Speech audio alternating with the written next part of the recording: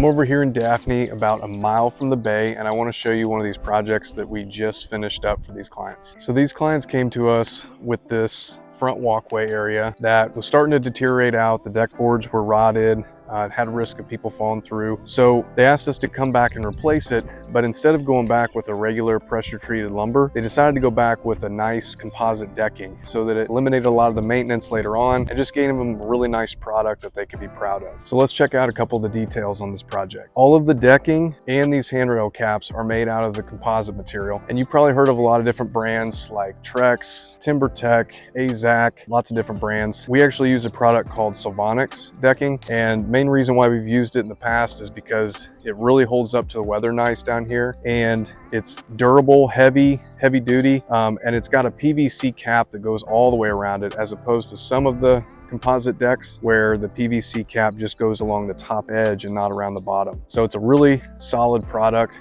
and we like using it on our projects. Another beautiful thing that they added to this project was the stainless steel railing, which I want to show you how these things work. So the way these stainless steel cable railings work is you've got a termination side, which is what I'm showing you here, and you start by drilling a hole in the end of these 4x4 posts, running it all the way through the 4x4 posts around the railing so that everything is seamless. And then I'll show you the other end where you tie it all together and tension it. So on this end is where you attach the railing to the edge of the 4x4, and then you tighten these nuts down to tension the entire thing so it's taut and won't allow people to fall through. Another thing we did on this deck, like we do with a lot of our projects, is picture framing in the perimeter. And so what that is you run the entire deck boards the way that they need to be run, and then you go around the perimeter with another deck board, which you can probably see in the background here. And what it does is caps off the edges of all the deck boards so you don't see those edges, and it just makes it look overall better. So we finished everything off on this project by staining all of the pressure treated wood that was left in place, which included the post, the bottom